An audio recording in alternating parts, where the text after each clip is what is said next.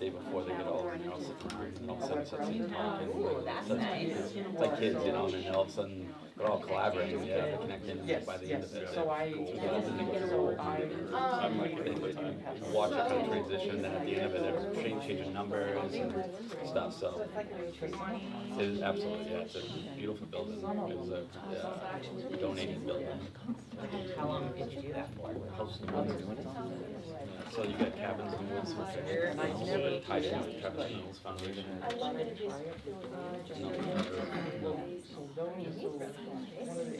He's been huge, yeah, he was on the broad. Yeah.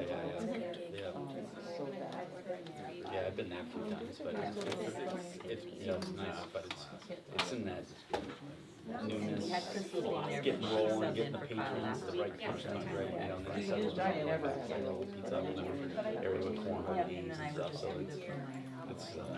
it's neat in that area.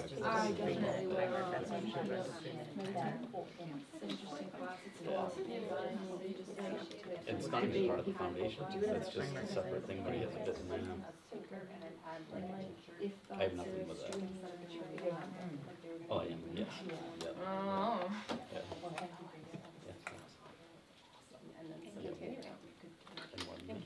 Yeah. These United States.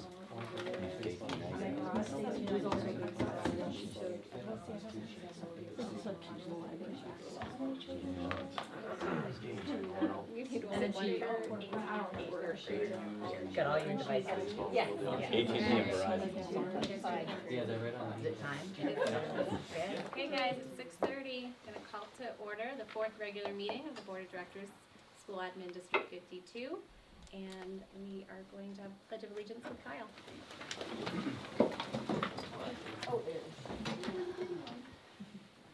Pledge allegiance to the flag of the United States of America and to the republic for which it stands, one nation, under God, indivisible, with liberty and justice for all.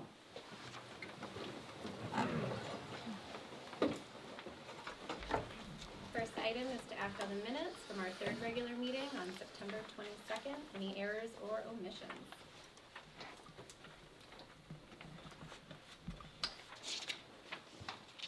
No? Move to accept? I think it's the consent is what that's useless, right? Okay. And just so you know, we're attaching the other minutes from the committees just so you guys have them. I don't think those need to be voted on, but just so you're in the loop.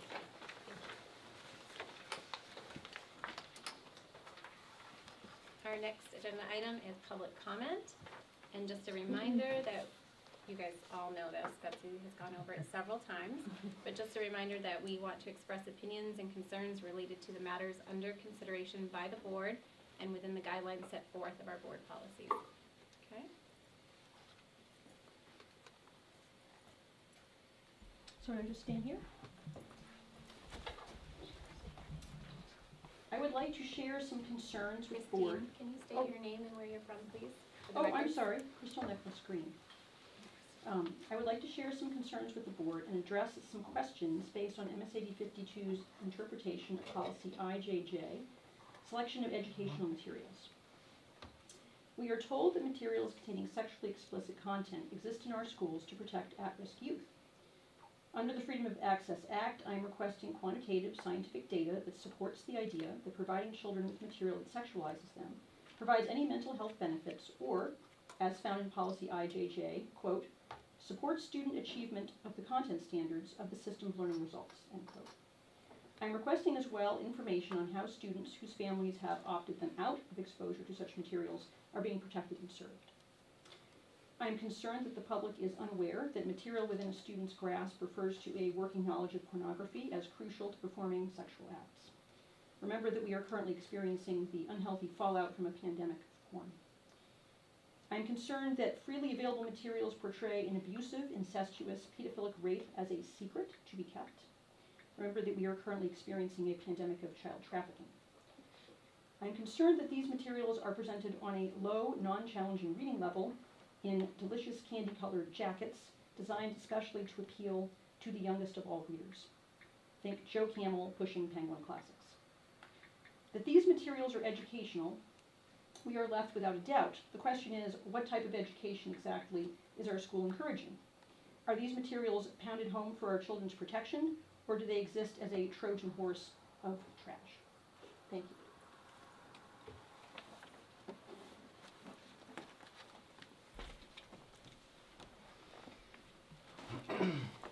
Jimmy Childs from Leeds. Why are we here? What are our traditions? We're here and have traditions because the ones before us reproduced, as did we. That's the circle of life. We have our kids and our kids have kids. The most wondrous creation in the world is the human being. Even though that's the circle of life, we don't push minor children whose brain development is not close to the development to start their own circle of life, such as ages. That's me. What is happening? I know, I'm like, is my fault? That's all these. That's me. Alright, sorry about that. So even though that's the circle of life, we don't push minor children whose brain development is not even close to develop to start their own circle of life at such a young age. So why would we deprive children of the chance to start their own circle of life and continue the generation? Adults, people who are bound and contracted to report any form of child abuse, turn a blind eye to the mental dysphoria. Why? Scared to be labeled, called a bigot? Well, I'll shout it from the rooftops. It's child abuse. Can I change my age, my child's age, my skin color, my weight, my height, my eye color? Where does this end? Don't believe your lying eyes. DNA is used to close out many crimes and cold cases. Every one of them cases comes up with just 2 chromosomes. Everything else is arbitrary. Hey Mom, Susie has curls, I want some. Peter has an ice cream, I want one. Billy's mom lets him stay up late. That's how it works. Sally is now Sam, and why is my friend that was a boy now a girl? So maybe that's cool, maybe I'll try it. Adults can do what they want, you know. Does this school deal in facts and truth, or do we live in a land of make-believe? And like I said, anybody that's feeling like that, I say we offer them as much help as we can. But adults with a mind that's developed can do what they want. Children's mind ain't developed. They're not developed. So I don't know if what I'm asking, I don't know, you know, but we just need to protect our kids. Is there any questions from any of you for me?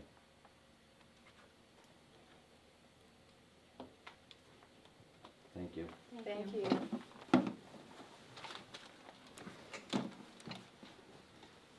Any other public comment?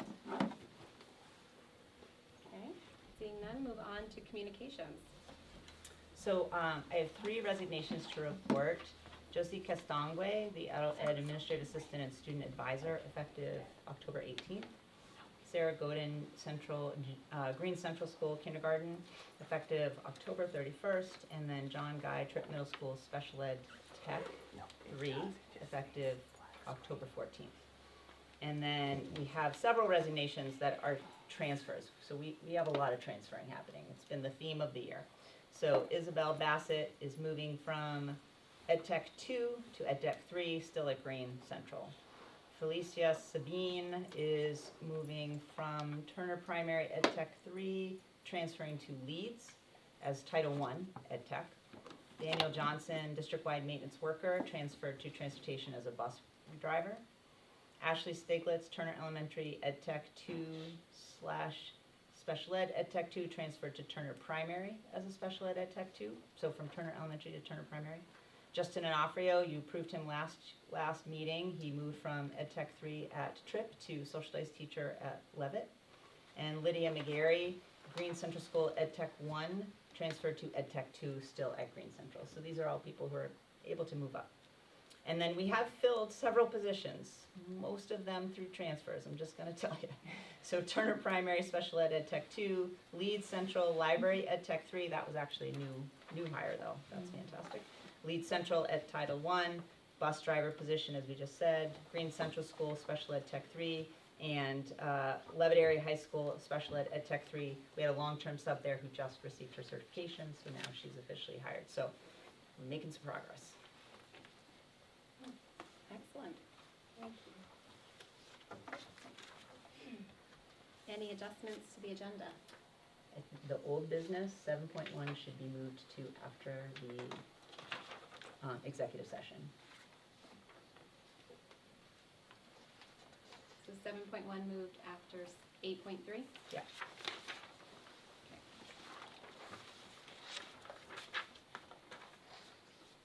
And committee reports, starting with Finance Committee.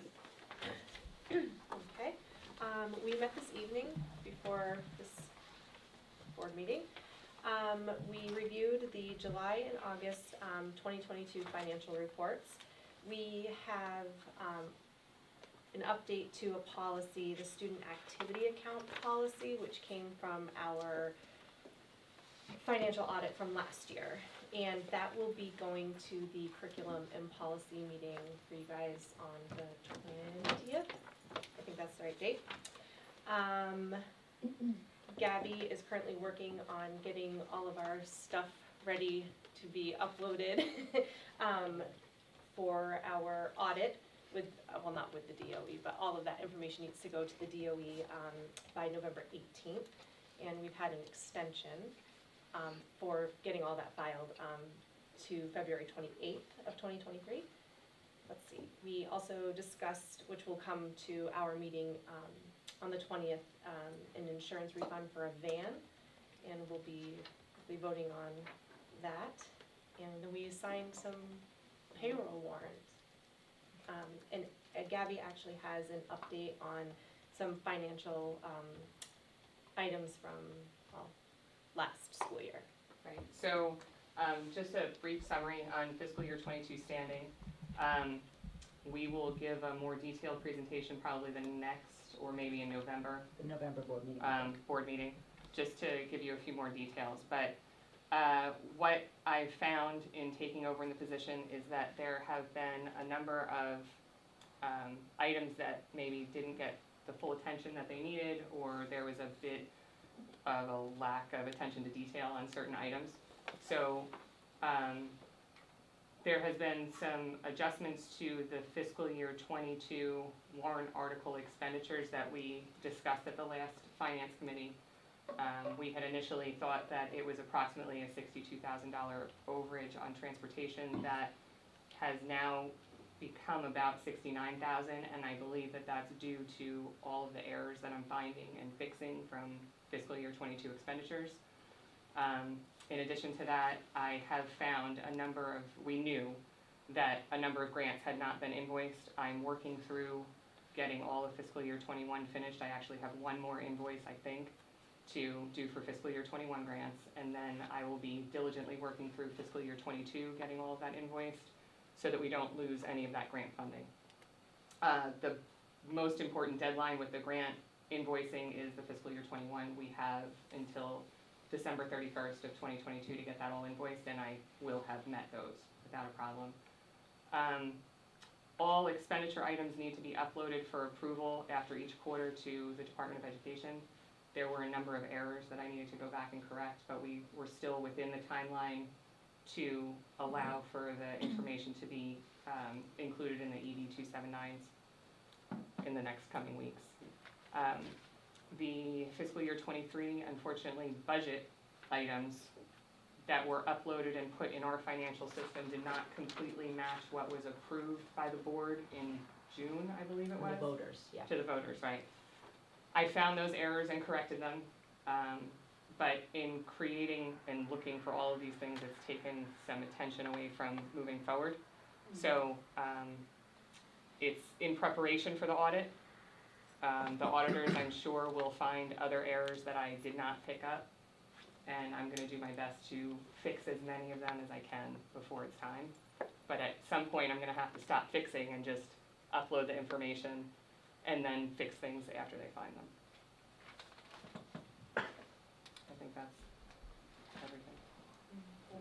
We appreciate your attention to detail on this and getting our Well, finances organized. I can't take all the credit. Deb Roberts has been a huge part of helping me find Fantastic. these items and, you know, enlightening me to how to fix it moving forward. You're already using the vernacular, so. Plant Transportation Building Committee, we did not meet. Next meeting is October 20th at 5:30.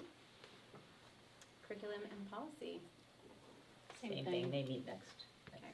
Wasn't sure if I was supposed to report that or if you guys were supposed to report that. And Student Representative Report. Secretary's here. Yes. Okay, so, school's been going really well. We had the Maine Supreme Court come in, which I think, Shaw's gonna talk more about, but, that was really cool. Definitely mixed up the week a little bit, something different. And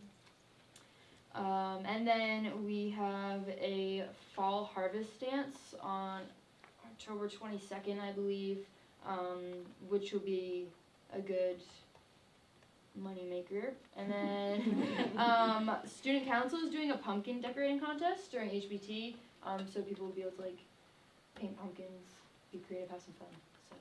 So it should also be pretty. That's it. Thank you. Are students bringing in pumpkins?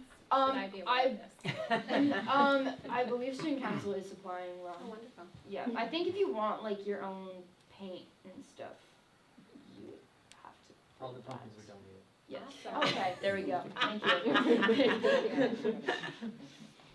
And administrator reports. Danielle's up first. Hi. So it's interesting how we write these a week before we actually come and talk to you guys, so a lot happens in between. So our school right now is buzzing with taking all the data that we've been working on collecting throughout the month of September, and now we're getting our plans in place for how we're going to start some really heavy-duty interventions in literacy and math. And so that's a lot of the work that we did this afternoon, and that teachers will be doing, and ed techs will be doing tomorrow in between all the other stuff that we have planned. So we're very excited that next Tuesday is kind of like the start of some big interventions, and I'm really looking forward to my next report where I can say how effective they were. Any questions? Thank you. Thanks, Dan. And, Linda's not here. okay. So we'll move on to Ms. Bates. I had to change my format. Carrie said the gray was too dark, but it didn't No. a picture of Didn't photocopy our well. continued crew challenges. This one was with the flip the tarp, and so crews had to flip the tarp without anybody getting off, and so just continuing to do some relationship building with the students and the teams, keep things fun, especially at the end of the day. So we're sending kiddos home on a positive note. Professional development, similar to what Danielle was saying, we now have a month worth of data. The middle school, 50% of our population is new every year, and so we have to spend a lot of time really getting to know our students, not only like as learners, but just as like young human beings. And so we did the NWA testing this week, and so it was good. Progress reports, grades also close tomorrow at noon, and so teams will spend tomorrow looking at like teacher observations that they've had over the last month, NWA data, and then progress reports to sort of triangulate that data and just say like, are our kids where they're supposed to be, and do they have the supports they need in place? And if they don't, start making a plan to address that. So, but a few hiccups. We lost an ed tech to the high school, but it was the right thing to do, and then another resignation. So still a handful of open ed tech positions, but still feels like we're in a really good place this year. So any questions on my end? Thank you. Sure. And Mr. Shaw. Yeah, as Mila pointed out, we were hosts to the Maine Supreme Judicial Court yesterday, who heard 3 cases in the auditorium, and we were able to circulate the entire student body through the cases. So we had 3 groups, each group got to see one of them, and it was very well received by both students and staff.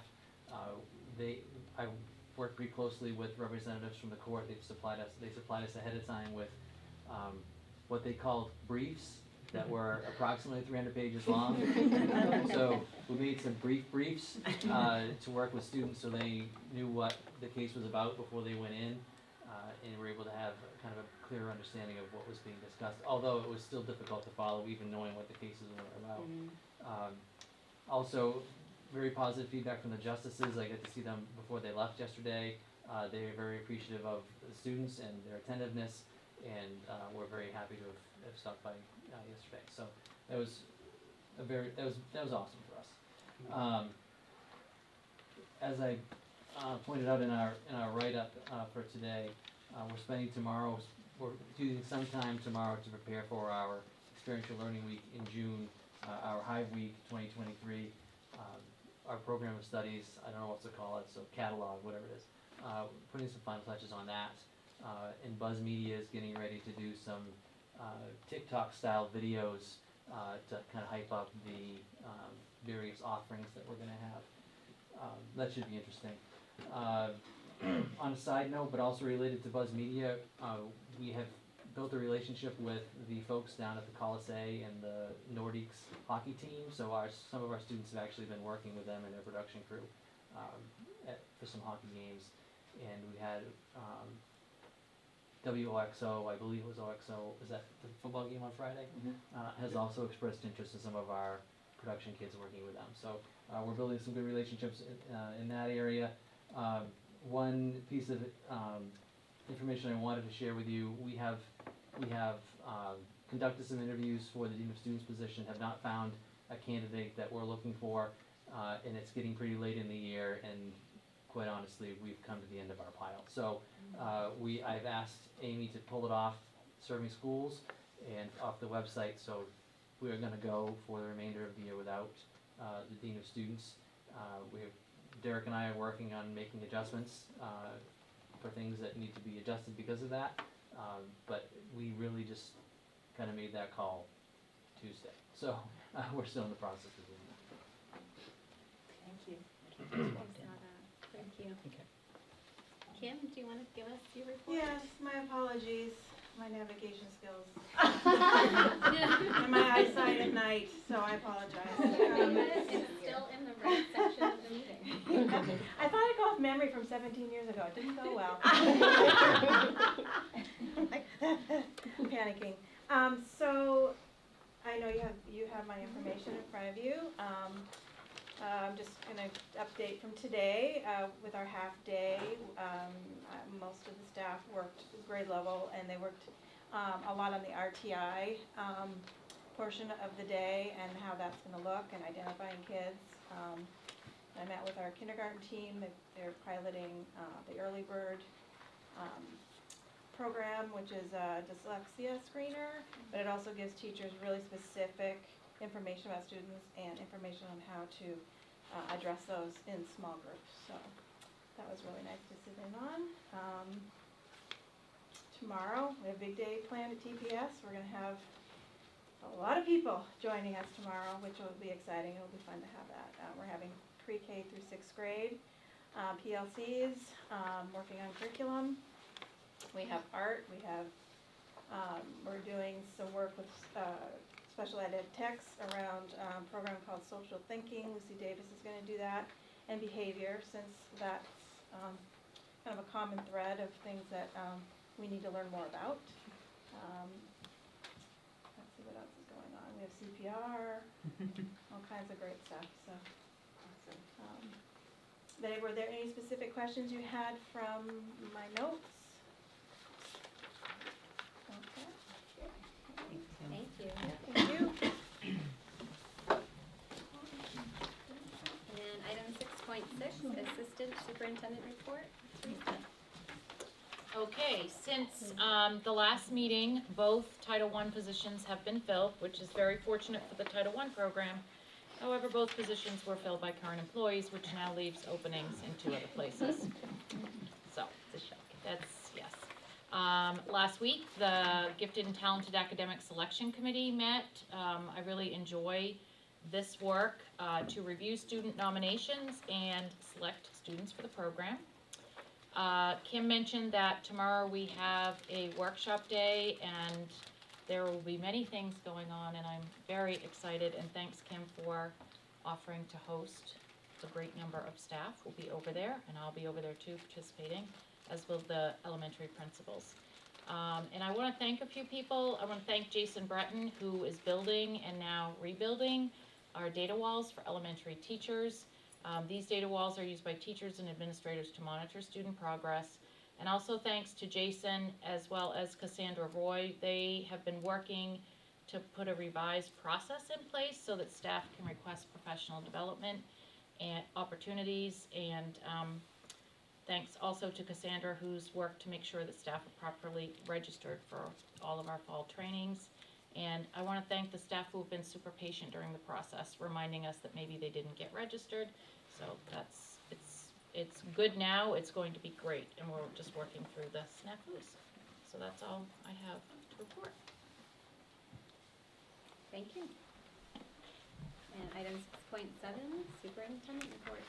So 2 professional development opportunities that I engaged in. One is the second session of new superintendent training that Maine School Management has us with. I'm with probably 30 others. It's a big group.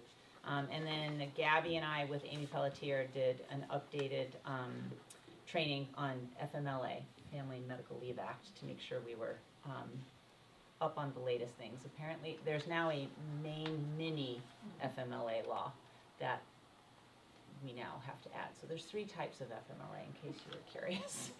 We're on all 3 of them. I had my first meeting with the association leadership, Judith Lashman, and the new vice president is Jamie Gentura. Did I say that right? Yeah. Okay. One of the items we discussed was getting started on the teacher evaluation system revision process. So I'll be working with them to identify a group of people. Ed leadership team met last week. We talked mostly about curriculum development plan for the year that Teresa is hatching and unleashing. To get back on that cycle of curriculum review and development that's been disrupted. When we will be offering the school climate survey again, the one that was done last spring, we've got dates this year for that, and then the NWEA testing calendar, so we'll talk a little bit about that. I had my principal meeting with Doug, Kristen, and Danielle, and then I just want to say I came to the high school for the court, sat with the 9th graders. And I'm telling you, when 9th graders are quiet and listening, that's because the teachers have prepared them. So they did excellent. So I just want to say huge shout out to the Levitt staff, because they definitely prepped those kids. They were paying attention and doing what they're supposed to be doing. So open positions. We're 4 custodians. We were 3 last time, but 1 transitioned to bus drivers. So now there's 4. 13 ed techs, so holding steady at that. That's still 13. Primary teacher at Green. We still need an IT computer technician. We thought we had an occupational therapist, but that fell through, so we're still looking for one. We're in process on 2 adult ed instructors. There is something in the works on, though. They're just not finished. And then, as Evan said, the Dean of Students is sort of off the list for now. In terms of certification, you approved 8 teachers pending certification. We're up to now 3 of them have received their certification from the state, so 5 remain. I think last time it was just 1, so now we're at 3. So we're making progress. The DOE is slowly getting through. And then, because substitutes is such a big issue, in particular at Turner Elementary and Green, I think those 2 places are the biggest need. We have hired 4 in the last couple weeks. All 3 of the 4 all wanted to work at Leeds. So that's awesome, except it doesn't help us solve the problem. So the highest need, but Amy does have 9 applicants, and she is prioritizing that. So the hope will be that we'll build that court, because I will say oftentimes ed techs are pulled to sub when a classroom is unfilled, and the toll on that crew of our employees is really difficult. To just every day walk in and not know what you're going to be doing and not be able to do the job you were hired for. So it's a priority that Amy and I are working on for sure. So. Thank you.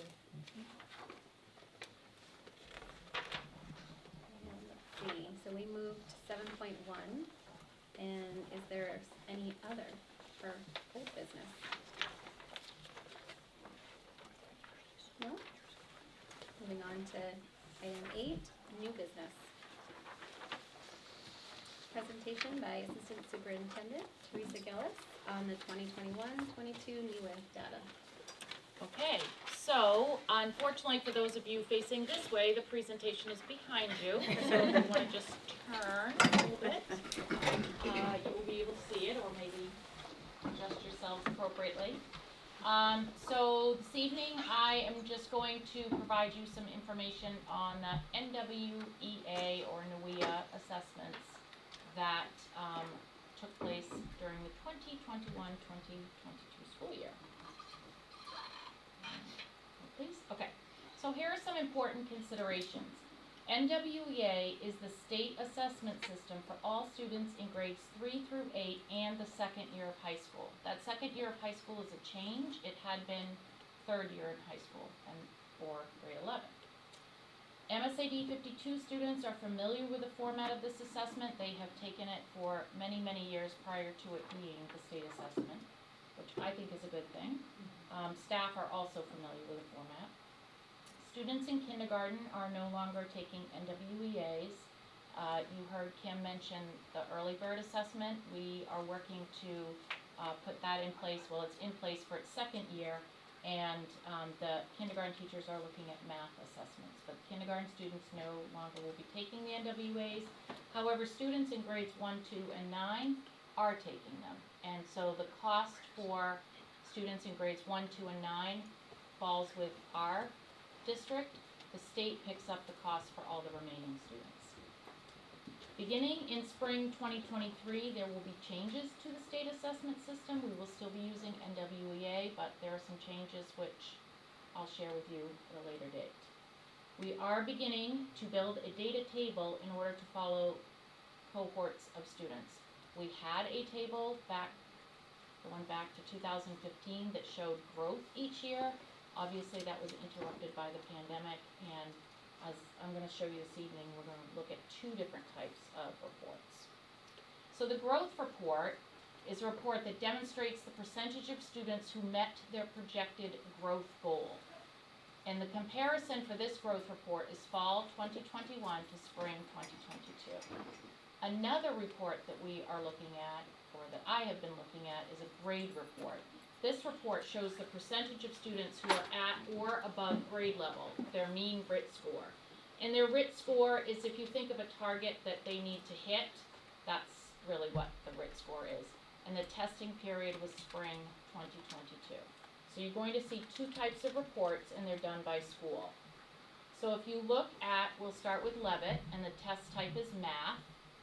And so if we look at 9th, 10th, and 11th graders, you'll see the percentage of students who met their growth projection. Now, a growth projection can vary depending on what the student's score is. So if a score is really high or considered above grade level, their growth projection might be indicated smaller. But this percentage right here tells you how many of students met whatever their growth projection was. And then on the right column, it's the percentage of students who were at or above the grade level mean RIT score. So that's for math. And the reason the test type says K to 12 is because the test adjusts. It's not that the students are necessarily getting the kindergarten test. That's what the test is called. And then the other test is language arts reading. So again, we have the three grades, the percent of students who met their growth projection, and then the percentage of students who are at or above their grade level RIT score, their mean RIT.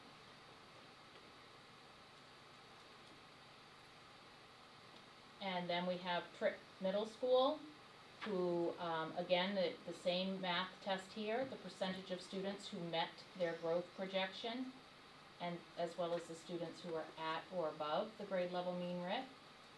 That's for math. And then for language arts.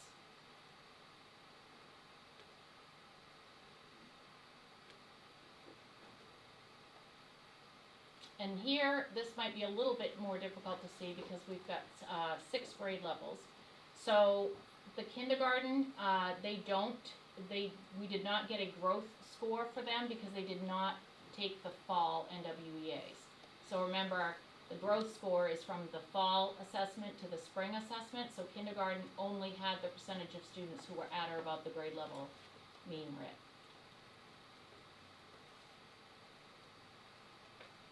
for Green Central School. That was, the first one was math, this is language arts. And again, the students were not tested who were in kindergarten, they weren't tested in the fall. And then we switch over to Leeds Central School. This is the math assessment. And the language arts reading assessment.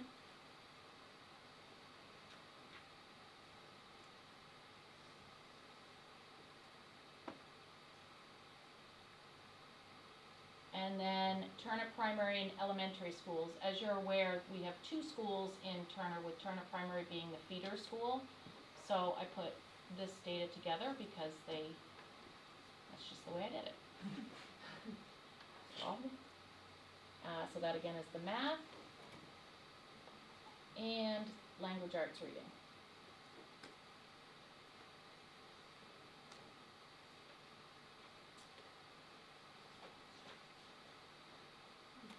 And that is the end of my presentation. I think I'm going to stop casting so I can recast the other one. There we go. Can I ask a question? Yes. For, I believe it was Levitt, we had 3 grades with the exact same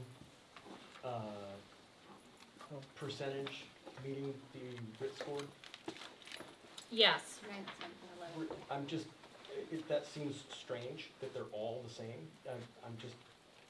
I can double Did you check that. double check that? I actually triple checked it. Yeah, but I will, say we've done. and then I've had other people look at it too, but It's I entirely will. possible that that's how it is. It just I- seems like a weird I statistical agree, thing. yes. Thank you. Jamie, do you have any idea, and I know you did a lot of research, I'm not asking you to do more, but how we fall in terms of the surrounding schools? So interestingly enough, even though this is a state assessment, none of these results have been published the way the previous MEAs have in terms of comparisons to state.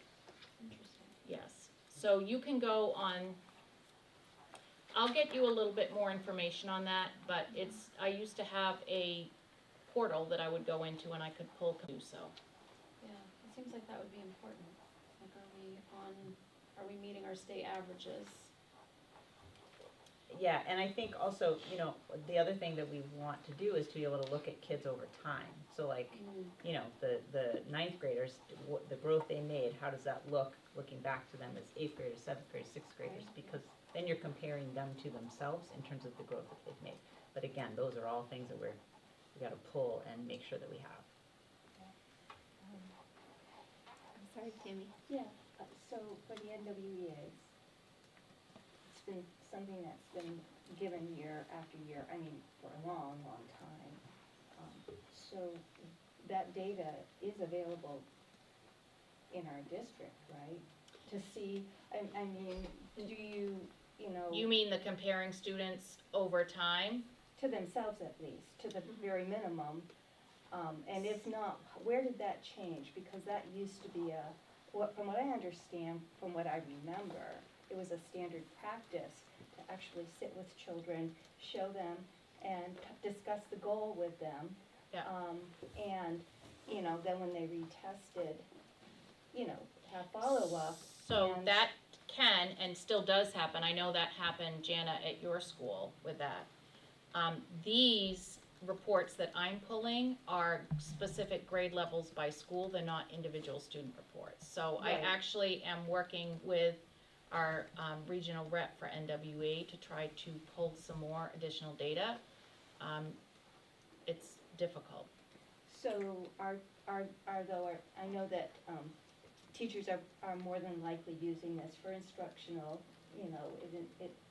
so are the kids, the children, the students being pulled into that process still, as far as being able to set learning goals for themselves? So that would be a great question that I would ask the principals that they would be able to answer, because I'm not working with the students at that level. I know from meeting with staff at Jana's school, both the instructional coach, Jana, I've had lots of meetings at the middle school this week. They actually did some work around goal setting. So they had like a card, and it had both what, like, the score to meet their grade level goal, but also their independent, RIP goal, for example, which might be significantly lower than grade level, but would show them making the progress that they need. Exactly. And then they documented both. And so, because the NWA gives you immediate feedback, students were able to know immediately if they, and they do, they talk about it, like meeting their goal and stuff. I have 2 students in 2 different schools, and they were very aware of what their growth was and were very motivated to meet it or exceed it, so Yeah, I think those conversations are probably still happening. I think one of the things too, Tammy, you bring up, we have done NWEA for a long time in our district, and we were doing the state assessment. Right. So we're now utilizing NWEA as the state is requiring, and I think that as we work, I know particularly 2 of our instructional coaches have really been working to use that data to help teachers understand, like, this is how we do it and set goals for students.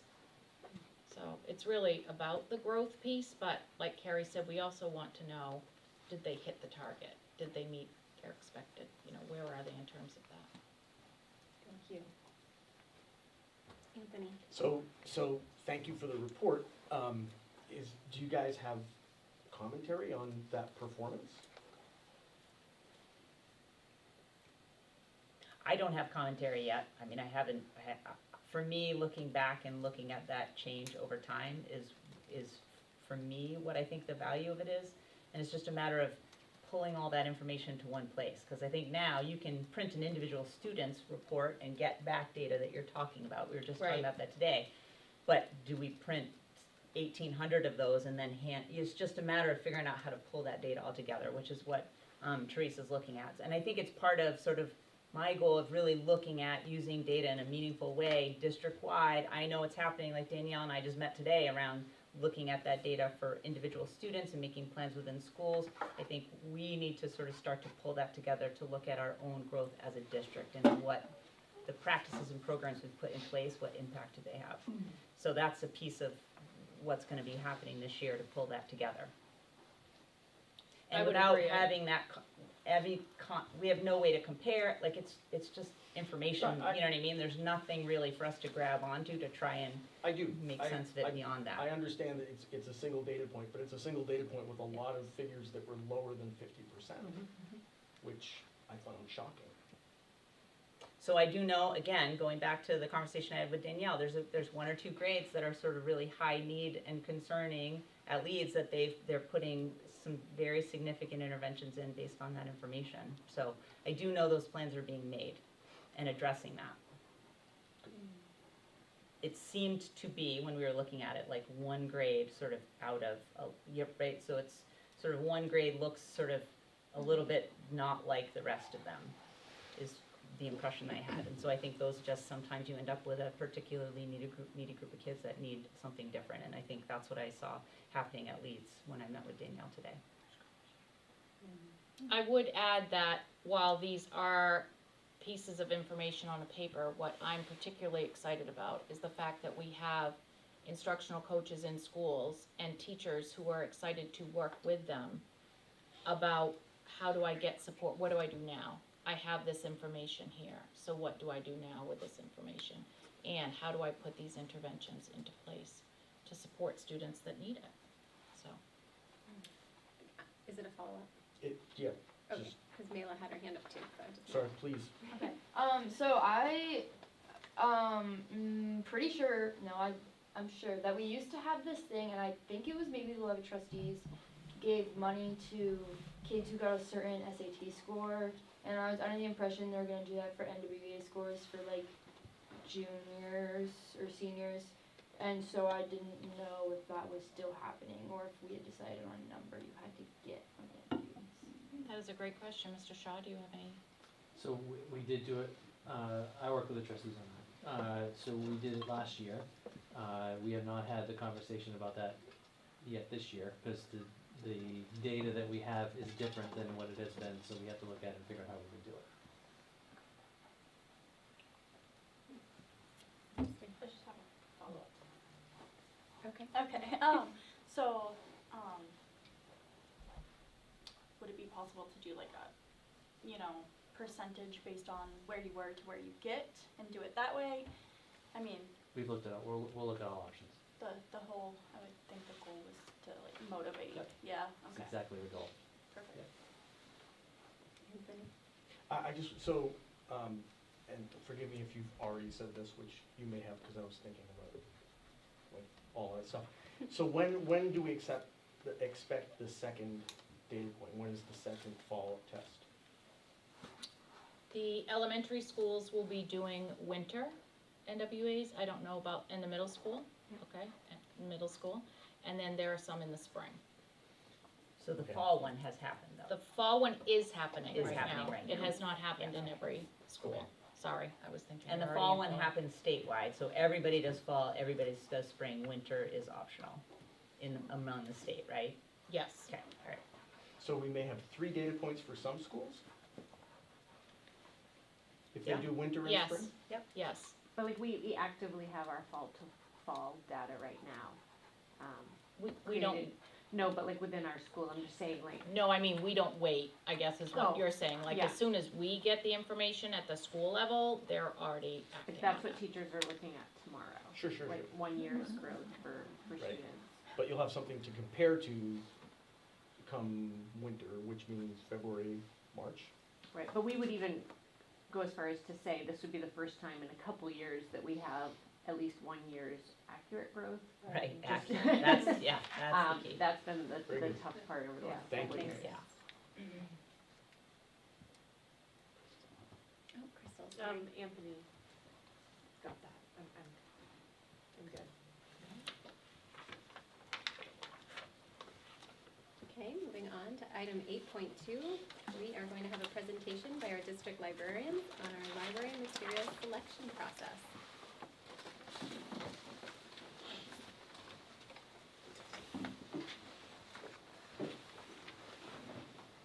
I think I'm moving to this computer. You are, it's right here. Do you want me to move so you can sit here and do it? You can also move if you want to sit there. I don't mind at all. All right. Sure. Take over, Thank you. Judith. Go for it. Do it. I need to stand up anyway, so. Two chairs.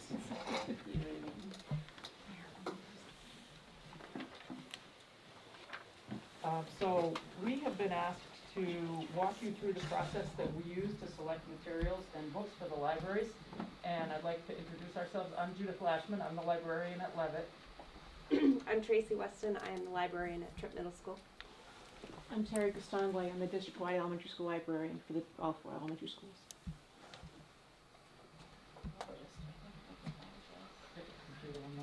Right there. You can either like just click on here or use space bar. That should move it ahead. Yep. So the policy, IJJ is the selection of educational materials. And it has 11 tenets in it, and we've summarized them here, because some of them can combine nicely. So the policy requires us to choose materials that will support student achievement, that enrich and support the curriculum. We consider the varied interests, abilities, and maturity levels of students. We choose materials that will help foster respect and appreciation for cultural diversity and varied opinions. We choose materials to stimulate growth in knowledge, literary appreciation, ethical standards, and critical analysis. And materials that will provide information that help students make informed decisions as well as being accurate and current information. The MSAD 52 selection policy also conveniently aligns well with the American Library Association's vision for libraries. And the American Library Association is the professional organization of librarians. It was established in 1876, coincidentally on October 6th. Yeah, I know, that was, Terry pointed that out to me when she saw the date of it. So the American Library Association encourages us as professional librarians to foster lifelong learning, to provide equitable access to information, to support intellectual freedom, literacy, and to cultivate materials for diversity of diverse interests and representations. So where do we start?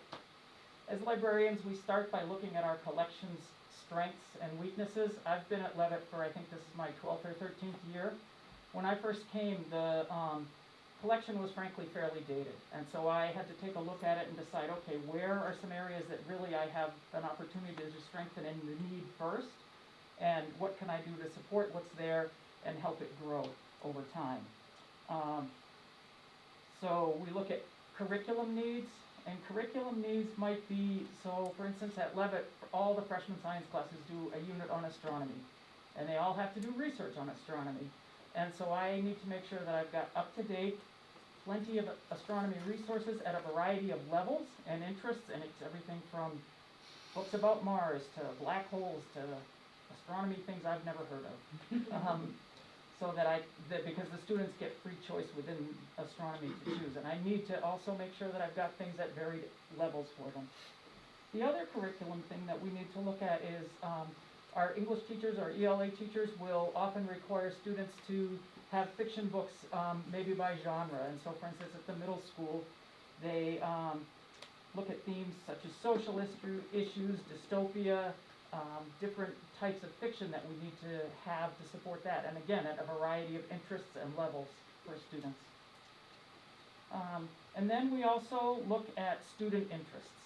So sure, the English teachers want these students to read these things, but we also want students to be lifelong learners and enjoy reading and read for pleasure. So we need to know our students and know what kinds of things they might be interested in reading.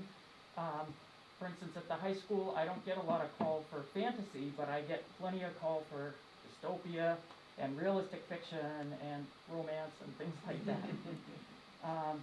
And then we look at favorite series, highly acclaimed series, authors, and illustrators, and we make sure that we're covering those kinds of things. All right, so then what? What we do next is we've got all the ideas and things, and then how are we going to find the books that we need? So we look at book reviews, and one of the things we look at book reviews of, and I've brought multiple copies of one of the particular journals that we use so that you all may have a copy of School Library Journal. This is a professional journal for librarians. This, there are other professional review journals that we could use. The thing about, obviously, School Library Journal, it's directed to school librarians pre-K through 12.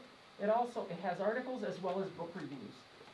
So we look at that. We look at lists from professional resources like lists from the American Library Association. For instance, every January, the American Library Association comes out with award-winning titles. So the Caldecott, which is for the best picture book of the year, the Newbery Award, the best fiction book of the year. They have an award for young adult books by new authors, lists like that. We also look at lists. The Maine Library Association every year has Maine Student Book Award, which is for grades 4 through 8. It's a list of 40 books, and it's divided into two sections, grades 4 through 6, and then 6 through 8. And students can read books off of that list, and then in the spring they get an opportunity to vote for their favorite book in the state of Maine. The Maine Library Association over the last couple of years has also started to sponsor the North Star YA Award, which is for high school students, the same idea as the Maine Student Book Award. So we look at those lists. What's YA? Young adult. Thank you. Thank you. Just checking. And then we also use catalogs from respected vendors and publishers of educational materials and books, and particularly often that's where we look at our nonfiction resources. We all have vendors that we meet with either in person or over the last few years been Zoom or phone calls, which sometimes are easier. And they support publishers who are known nationwide for publishing reliable resources for research and nonfiction books for students. Publishers such as Salem Press, Rosen, Greenhaven, they're within the industry commonly known with resources and publishers who publish reliable information. And the final thing we look at is student and teacher requests and suggestions. And just because a student requests a book does not mean that I am going to buy it by any stretch of the imagination. I have had so many students this year ask me to buy Colleen Hoover books. And Colleen Hoover, yeah. Even I have to put those down. Whoa. Colleen Hoover is an adult author, and that's fine, but it is not something that's appropriate at a high school library, and it's not something I would buy for my high school library. Yeah. Yeah, you don't need to know. Not your kind of book, Tammy. And you know what my books are. Yeah. We worked together, so. So again, students will request all kinds of things. Oftentimes it's things, yes, that's great to know. Other times, okay, thank you, and move on. So now that we have lists of things that we want to purchase, we then need to do further research. Purchasing is never a quick, easy decision for us. One of the sources that we use primarily is called Tidal Wave, and it's actually part of Follett Publishing, and it's a vendor that we all use, and we can create online lists. This is an example from their website. Tracy at the middle school purchased this book for her school, but what we do is we put in the title of the book, and it comes up with this page. Now, because she's purchased it, it says that it was recently purchased. But this page gives us lots of useful information. So she's circled, you can see it tells you, how many pages are in the book, and some suggested age ranges from the publisher, and then from some different review journals have different age ranges. The page also gives us some learning objectives that are related to that book, and in this case, homelessness, that's one of the social issues that they talk about at the middle school. So this is a fiction book that would support what the teachers are doing, and so there's other resources for the students to use and access in the library. Further down the page, it again talks about the audience. In this case, it's a middle school audience. The suggested age range by them is age 10. And then other review sources you can see on the right, Booklist and Kirkus are other review journals that, professional review journals that librarians use. They all have kind of different age ranges, but within the same range. And then at the bottom circle there, reviews and awards. So the awesome thing about Tidal Wave is I can read reviews, multiple reviews of the same book from different review journals. And each review journal is going to have its own bias or its own way of writing a review that may or may not be useful to me. So it's great to have the variety. So then we take a look, and this has full text reviews, this particular title from 3 different review journals. 2 of them are starred reviews, 1 of them isn't, and they have kind of different age ranges. One says grades 4 to 7, another one, I think School Library Journal for this book was a little bit different. But it's great because they're not all word for word the same. So some might highlight, well, this one talked about homelessness, but there were some inaccuracies, or there were some scenes that people might want to think about, and it gives you an option to read different people's opinions about the book, because we obviously can't read all. Like when I purchase the awesome budget that I have to buy books with, I'm able to buy a few hundred books a year, so it's a lot of books to be going through. And then the other thing that we sometimes do is we might look at reading reviews of community things. So on the left there, Goodreads, which is a sort of a Wikipedia type reading resource for people. Anybody can put in reviews on Goodreads. So I'm not necessarily going to trust those as that's the same as a professional journal, but what it gives me is a perspective about the book that I may not have gotten some other way. So for my Colleen Hoover example, if I've never read it or heard of her like Tammy, and I read on Goodreads and people are talking about it, that's going to give me a perspective that I probably didn't already have, which is great. And Amazon. And the other thing that some of these sources allow us to do is kind of read an excerpt of the book. If I'm still kind of unsure, I can get an excerpt by looking at one of these. And then finally, these are some examples of some books that we have in our libraries. Proudest Blue is at the elementary level, Fahrenheit 451, and then the one on the far right, American Born Chinese, are both at the high school and middle school. Those happen to be graphic novels, which are incredibly popular in our schools.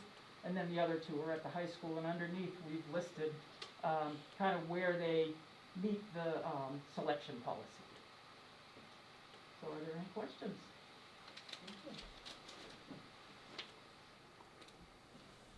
Well, it seems like a pretty lengthy process.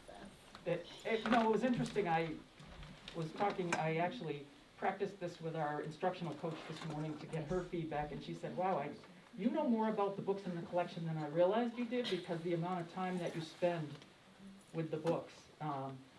And as I was doing it, I thought, boy, we really do spend a lot of time. I mean, I know it as I'm doing it, but then when I talk it out, I realize we do spend, it's a long process to select the books for each individual book. And we, I feel like I've handled all the books, but then when they show up on the day we get our book order in, it's so exciting. So when I met with the three of you to ask you to do this presentation, the one thing that stood out to me was sort of how you each talked about like the grade levels that you're serving and making sure that the decisions you're making are specific to the grade level. And I think, Tracy, you've got the trickiest thing, because it's only 2 years, and middle school, like that age group of kids is really sort of all over the place a little bit. So sort of sometimes you said to me, if I'm not sure, then I'll read the book before I buy it and sort of figure out, no, this is not a book I'm gonna put in middle school, maybe Judith can have it, or something like that. Correct. Or sometimes I've purchased a book that I'm just a little on the fence about, and so I'll read it, and then I have multiple times sent it to Judith because I thought I'm, a librarian. I've 15 years experience, but I'm also a parent. I have 2 kids that just went through the district and everything, and so I pay very close attention to age appropriateness for the audience. And one of the things that we look at sometimes with age appropriateness, one of the sort of clues that we have is the age of the protagonist, the characters in the book.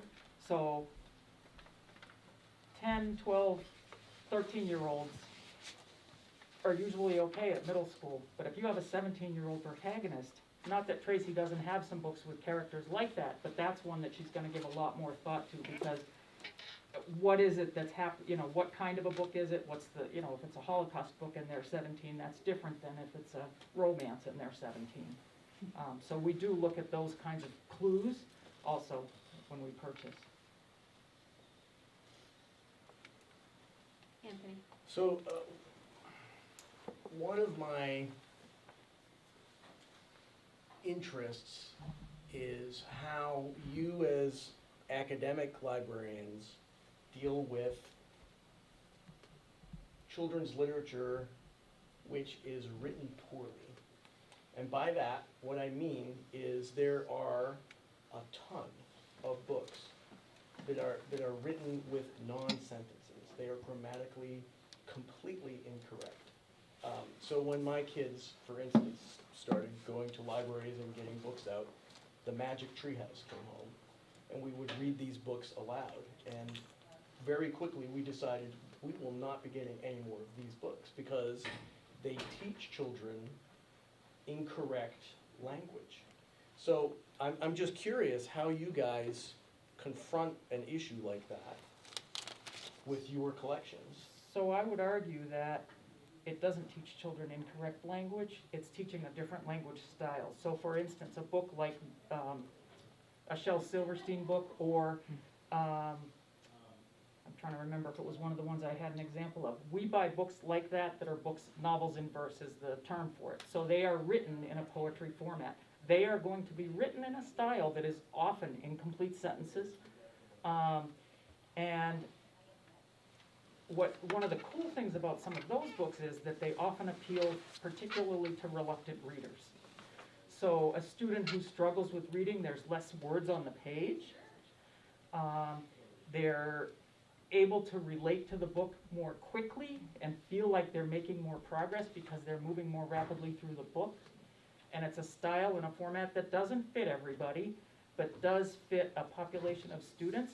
And poetry is a style and something that's taught in classes. But I'm not talking about poetry. I'm talking about like novels for 3rd or 4th graders that But they're just the same aren't. thing.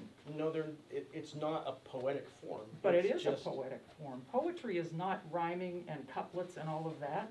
Novels in verse are written that way, and Shel Silverstein is an example of that. So this might be a conversation that you can have. Yeah, I think it might be a philosophical difference. It's purely practical.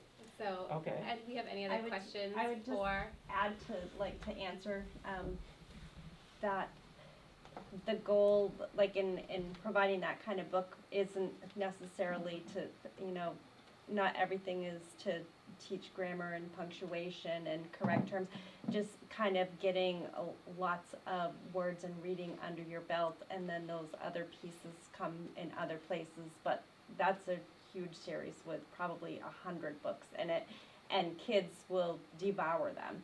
And so, you know, if they can just kind of, you know, they're building some skills, the reading skills with that, and they're not necessarily building the grammatical skills that they need to, but that will come later for some kids, so. Perhaps. I disagree. I think that it gives them an example that is incorrect. Any other comments for our librarians? I'm gonna start with you, Tammy. No, I was, I just, you know, I think that this policy is really a good policy for all, you know, board members, community members, teachers, all of us to really examine, because it does give us lots of ways to opt out, okay, as you were pointing. If there are some specific materials as a parent, I really appreciate that it honors parents' requests for their children specifically, and I think that that is a really important thing to have in this day and age, particularly given the books that are being published right now, but at the high school level, I will say, and middle school level.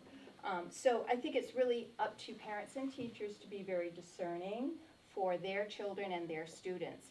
And this is a good procedure, and I think that knowing that it's there for you and for your, you know, use. And I think that that's why going through these procedures is really good for all of us. So I just want to say thank you for that. Thank you. Thank you, Judith. I have a question about the policy, or a couple of questions about Is the that policy. something that we can review? It would be great if you could hold it till after, because we do have an executive session and just some timeliness around that. And then I think if you want to entertain the question after, that would be. Yeah, that's perfectly fine. I just wanna make sure we, keep to our 7:30 timeline. So we are going to, enter into executive session, and do I read the full?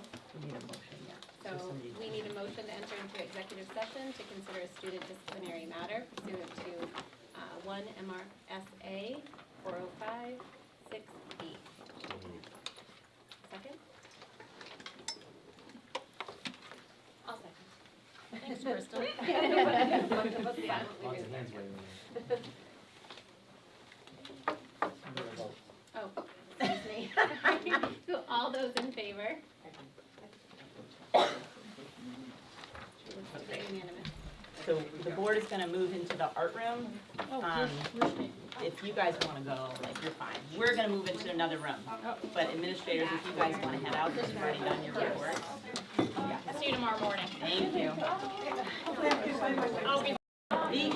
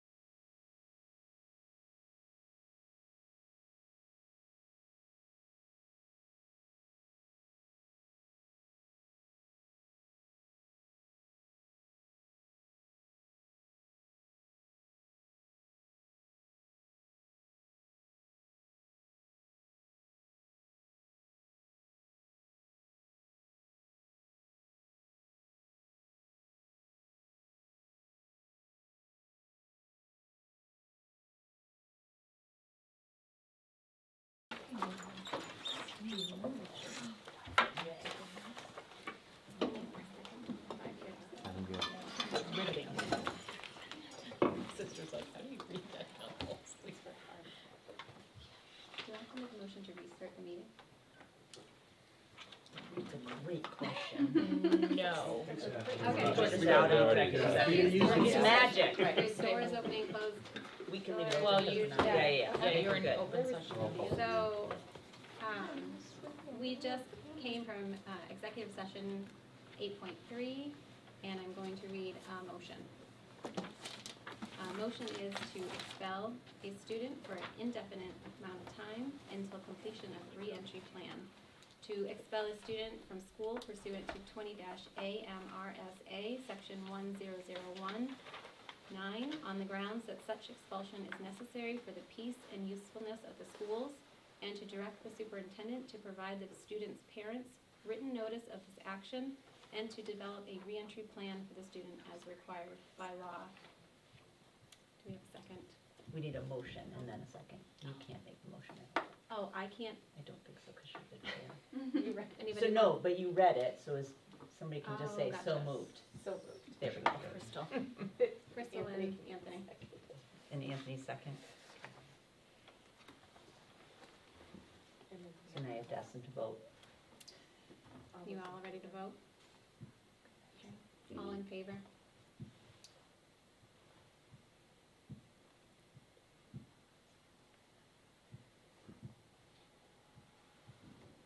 Opposed? Opposed?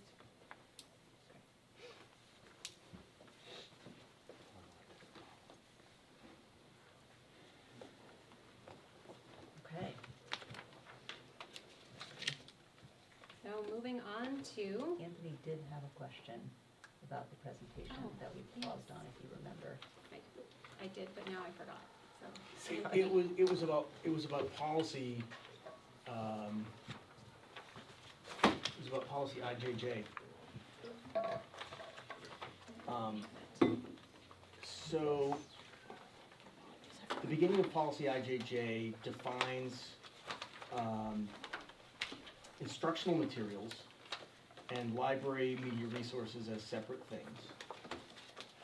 And then under section D, it says that the review committee shall read and examine materials, I'm sorry, That's a different I'm sorry, procedure. no, so here we are. It's not in any other section, so it's on page 2, 1, 2, 3, 4, fifth paragraph from the bottom.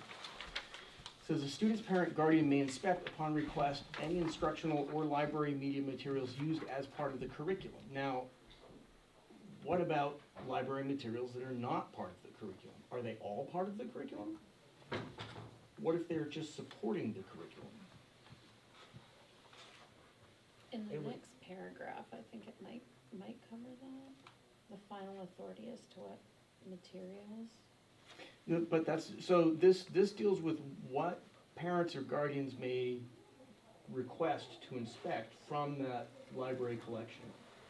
And it seems that if the library, if an object is being used for, like a teacher says, this is part of our class, then it's clearly covered by that. If it is not, is it summonable? Parent can say, I don't want my child checking these books out. Well, I'm asking, can they request it to inspect it? Because the wording of this suggests that they can't. So I'm wondering if this policy should be referred back to the policy committee for review. And then at the bottom, it says, the last paragraph, this procedure applies only to requests to remove instructional. That's clearly a typo. That needs to be fixed.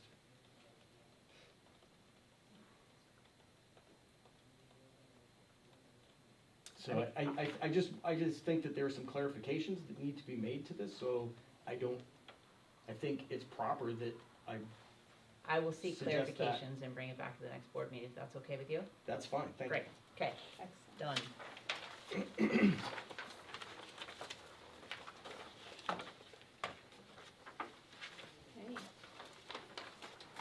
Moving back, do I jump back to 7.1 at this time?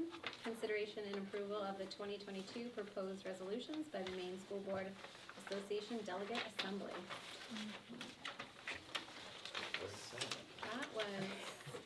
That was from last early. meeting, but we put it back in here, and let Looks me like just this. say, I thought that you needed to vote as a body on these things. When Martha Bilodeau looked back at last year, it sounded like you guys just discussed them in general, so you don't necessarily need to vote on them if you don't want to. So that was my mistake. What we did the last couple years is we made it known how we felt, and the delegate kind of wrote down like 4 people were in favor, 2 people weren't, and then it just kind of helped, I think, when it came time to be present and put forth our vote. Okay, then go for it. Sorry. So I think we had some questions last time, and it looks like Carrie put these forward to Steve Bailey, and then his response are listed. I'm not sure if everybody had a chance to review this. So he responded as to what the revisions were, why they were in place.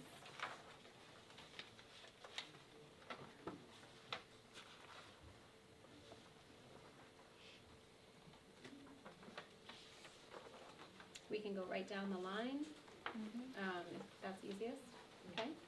So we can start with 2A, 3D, administration of medication.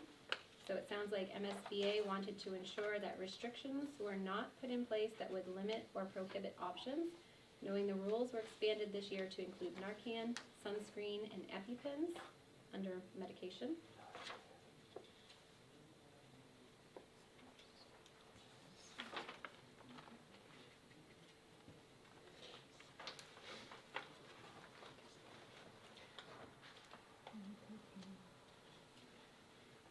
So I still wonder about this. We are coming off of a very strange time across the world where people were seriously talking about forcibly injecting people. And it seems to me that if the legislature places limits, that's the will of the people about what can be given and what can't be. So I have reservations about that.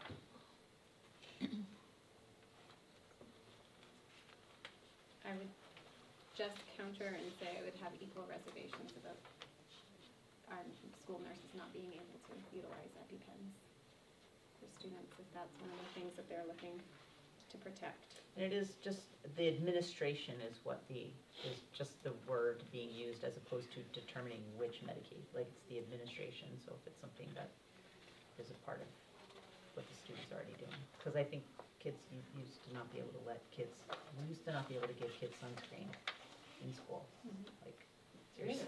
No, I remember. Yeah, like you'd need a note Yeah. if the kid Yeah. was gonna get I recall sunscreen, that. like it was a thing, so,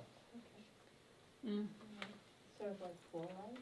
what's that? Is it like you wanted parent permission for Yep. sunscreen? Okay, Mhm. all right. And so they're saying that that's not necessary, that the nurse can just give sunscreen or the teacher? Okay.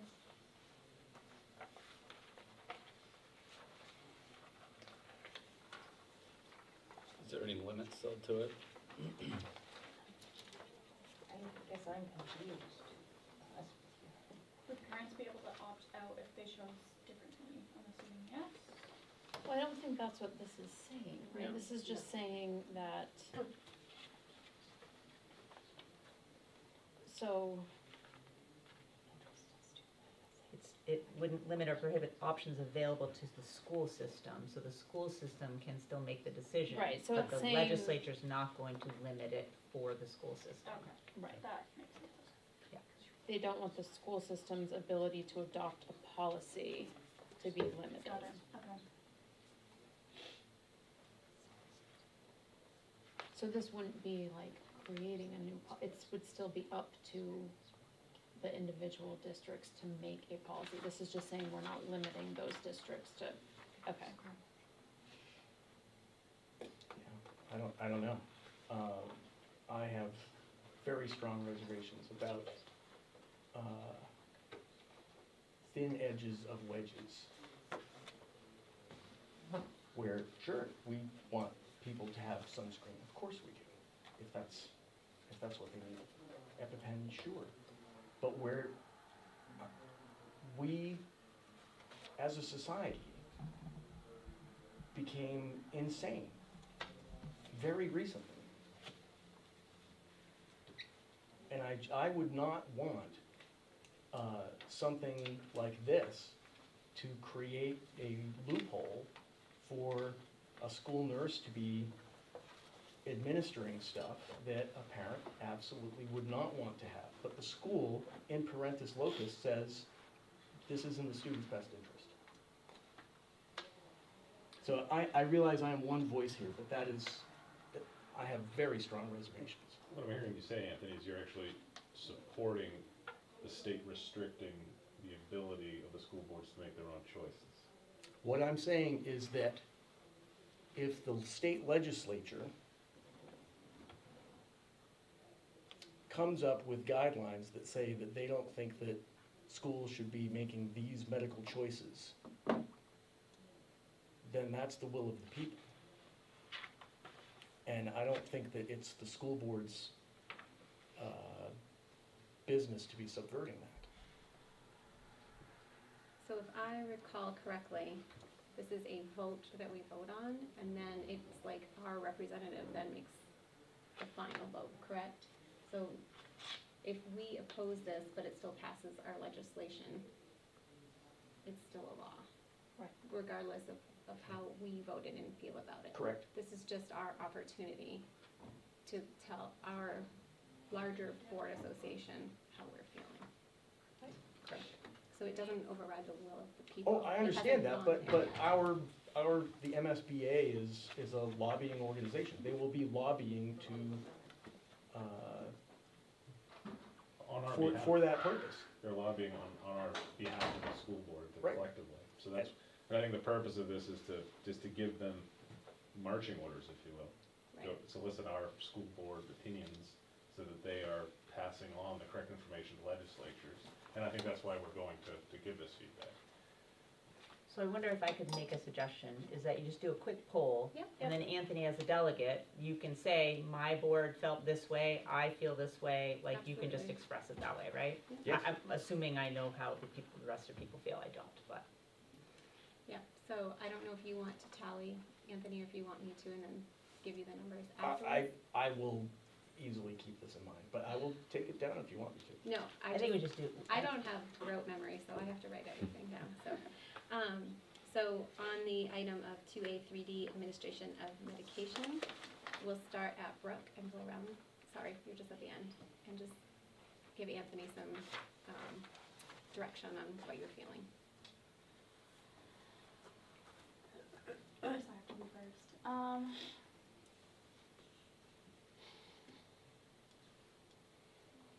I don't disagree.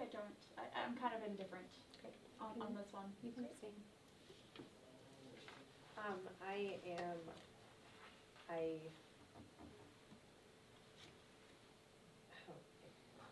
Sorry.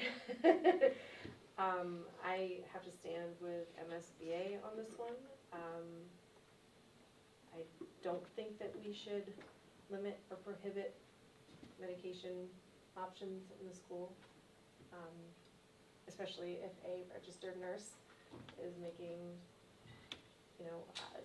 somebody's, peanut allergy and their throat's closing, they need an EpiPen. At the high school, unfortunately, fentanyl overdoses are a thing, and we have to have Narcan around to revive the student.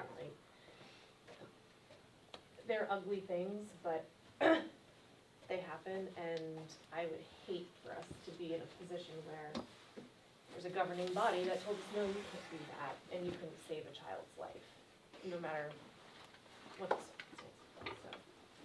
Thank you. Tammy?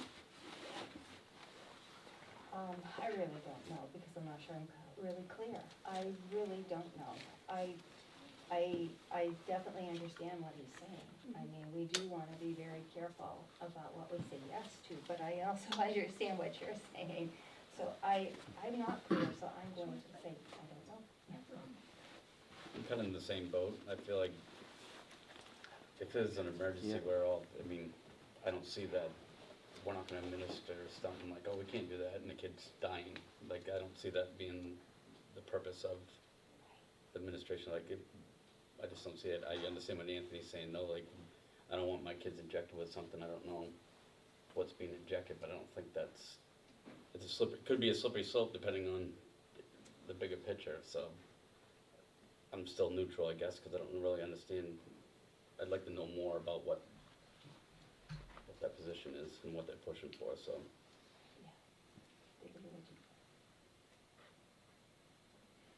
I'm gonna vote yes in favor. I take solace in the fact that this says it urges local school boards to adopt policy governing the administration of medication, so MSBA is still saying, this is what we recommend, this is what we're presenting to the legislation, but each school board is then going to go back and make their own policies. So I think this is necessary. I completely agree with what Crystal was saying.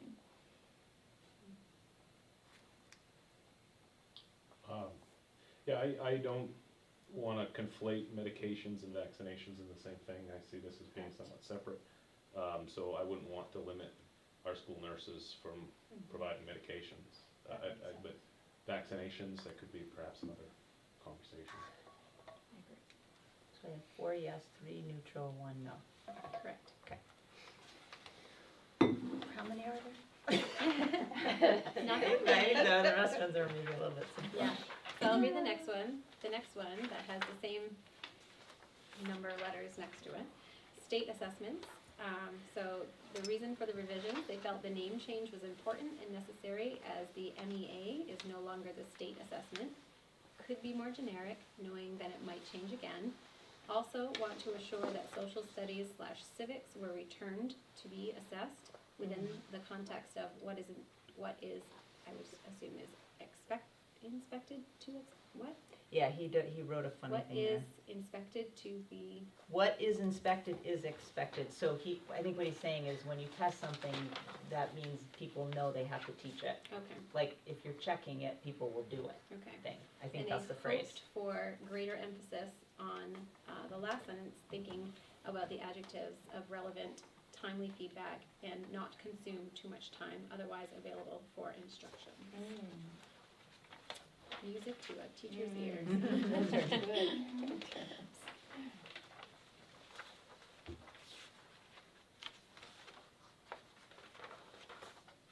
How are you doing? Thumbs. Is it gonna put in here? Like, It's right in the. I mean, There this one it feels is. less, I mean, this seems to be kind of more of a vernacular issue.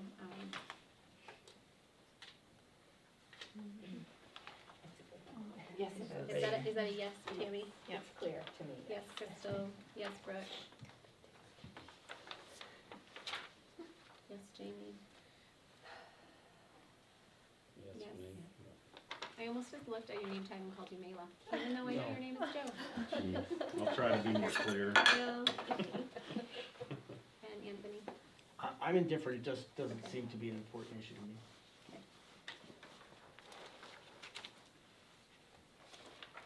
And then 2A.4.m, legislative mandates.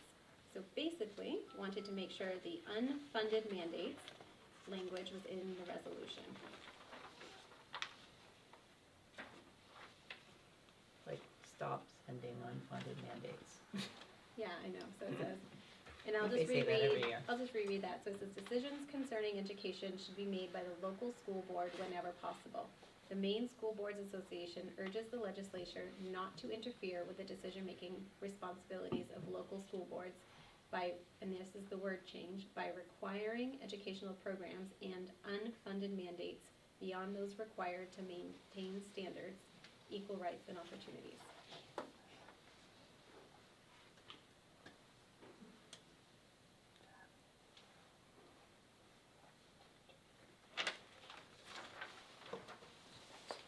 So basically, if there's no money behind it, they're no longer gonna be requiring That's that what we do MSBA it. is hoping. Yeah. Yeah. That sounds correct. That sounds a reasonable Is request. everybody okay? Yep. Yes, okay, that's. Obviously, all. Yep. Okay. Yay.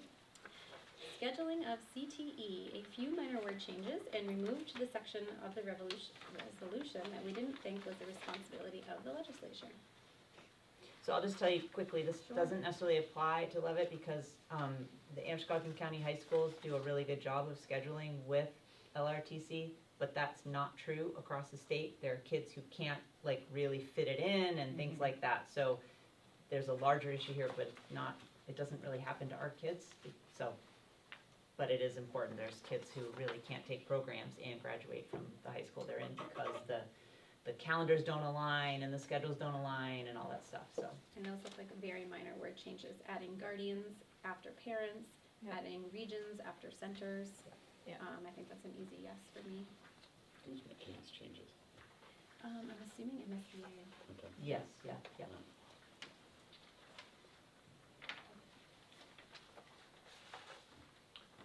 Proposing these changes to the legislature. Right. Gotcha. Right, they're just like they're advocating, but doesn't necessarily mean the legislature will do it. Exactly.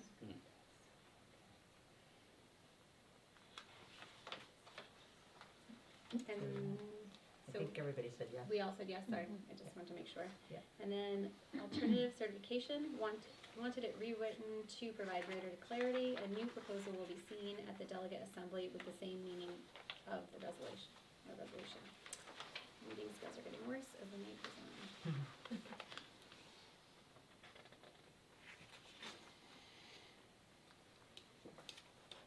So I think it's just a proposal to Yeah. create more ways to allow people to get certified as teachers. As many ways as people can imagine them, I suppose. Are people good? I'm Yep. good. Yep. Seems necessary. Yep. And the last one, teacher preparation programs, some clarification and updating, put in correct language in first paragraph. Add a section supporting teacher training and preparation regarding the identification of students with behavioral health or academic issues. Also expanded the collaborative.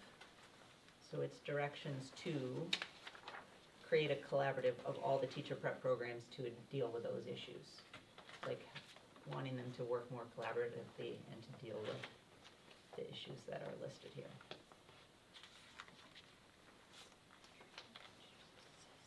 Oh, yeah. Which I agree with, because if they come from different programs, they get slightly something different and so.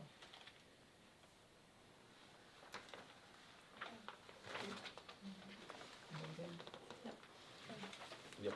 And then these are all brand new ones that are gonna be presented, so I think we still need people to, Thank you. So new proposals for 2022. Do you guys want me to read out loud or do you prefer to read in your head? No, I think it's helpful to hear. Okay. You're a good reader. Yeah, well. Soon it will get worse. School board meeting public comment period. The Maine School Boards Association recommends the following revision to current statute to provide further guidance to public comment at school board meetings. A school board shall provide the opportunity for the public as defined below to comment on school and education matters at a school board meeting. Nothing in this subsection restricts the school board from establishing reasonable standards for the public comment period, including time limits and conduct standards. Public is defined as A, resident, taxpayers of the communities served by the school unit, or B, immediate families of enrolled students, or C, employees of the school unit. Rationale behind that, local Maine school boards do invite the engagement of the public in school and education matters.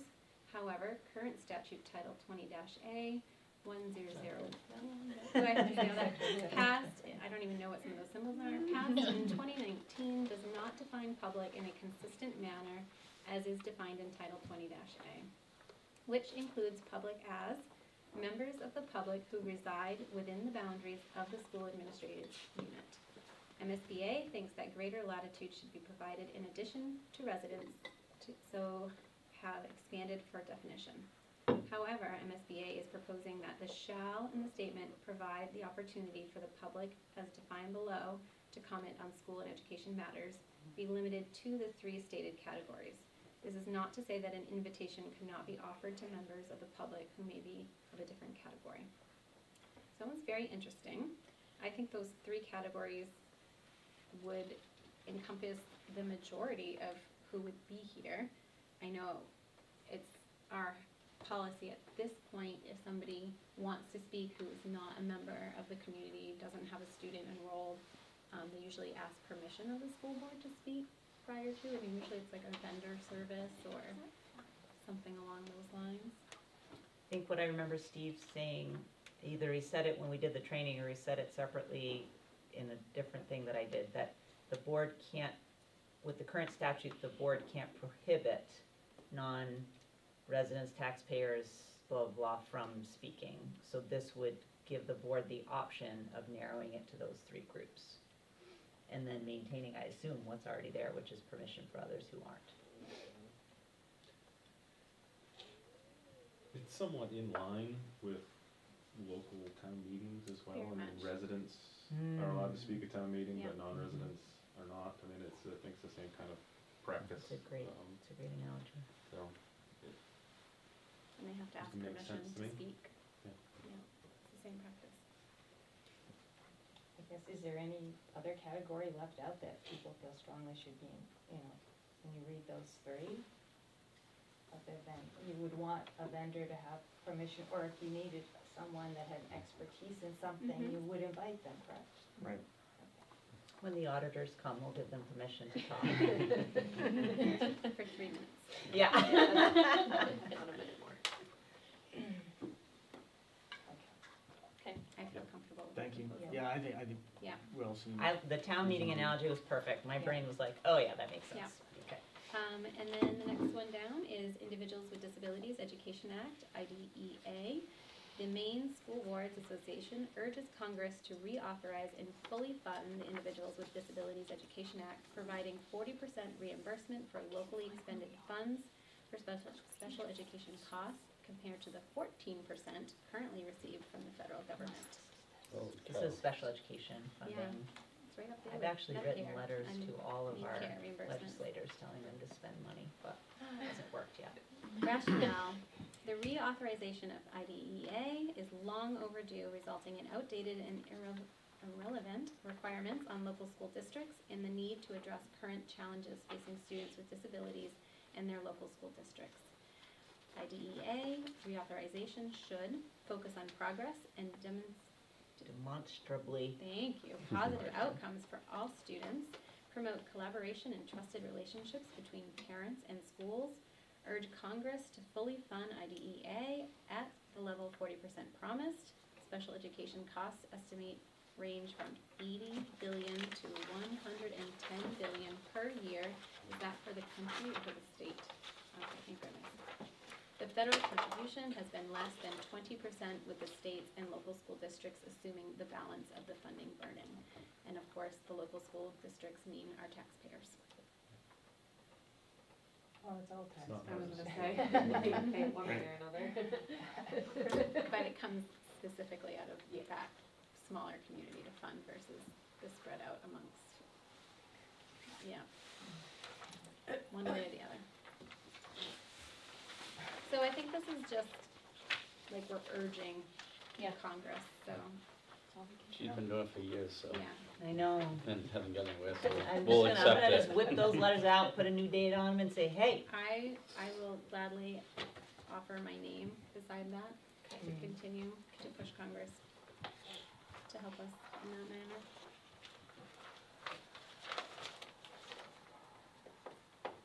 Anybody else want to weigh in before I read the next? No? Free reduced lunch qualification. The Maine School Board Association, MSBA, urges Congress and the administration to define poverty level requirements for the free and reduced lunch program by utilizing area median incomes as used by the Department of Housing and Urban Development or the National Federal Poverty level, whichever is higher. MSBA believes these are initiatives that should be established federally while in no way being confused with Maine's meal program. Rationale: the Department of Housing and Urban Development, HUD, takes the impact of the median income of an area into consideration when determining eligibility for subsidized housing, using a percentage of area median income to determine the level of subsidy provided for a family. In some regions, families could have very low incomes in relation to the area median income, but not even qualify for reduced lunch prices. By allowing the use of AMI, school schools could better identify students whose families struggle socioeconomically in their community. The free and reduced lunch program currently uses the national federal poverty level to determine eligibility for the program. Interesting. Yeah. So. So instead of your entire community having to qualify, you could qualify individually, is what I'm hearing. It's what we do right now, is they qualify individually.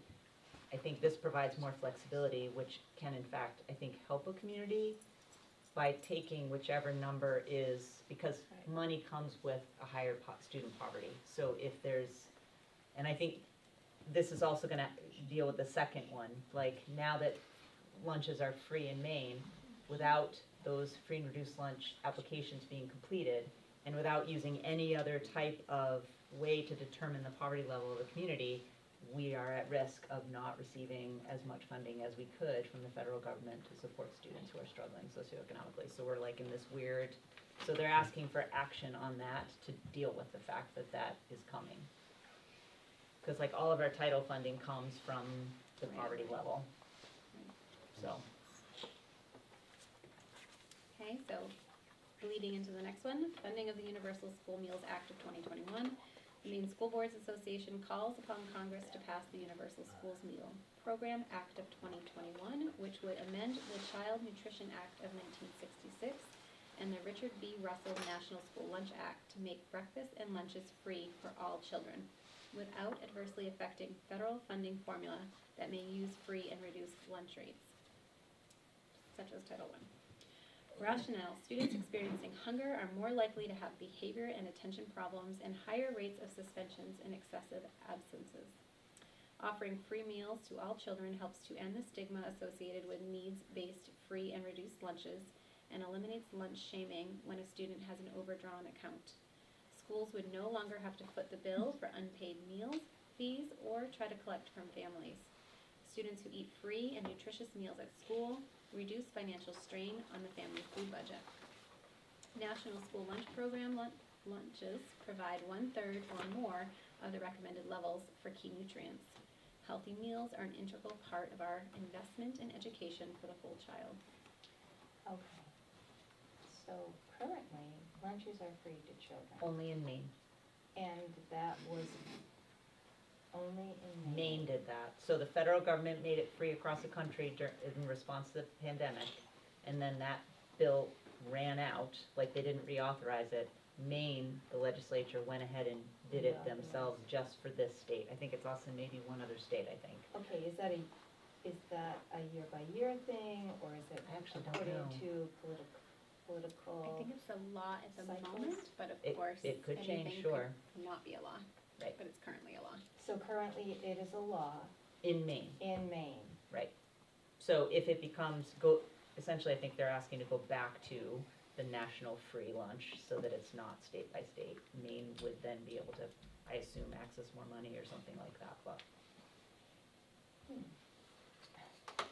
There's a lot to this stuff. Mm.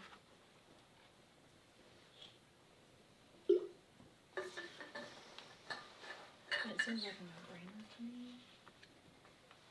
Well, so from the perspective of it being better for the students in the school, yes. But it is more federal spending, you know? But, Just keep writing, or print money. but, yeah, I mean, again, I guess it's just our voices saying, yes, we would like our lobbyists or whatnot to move forward with this proposition.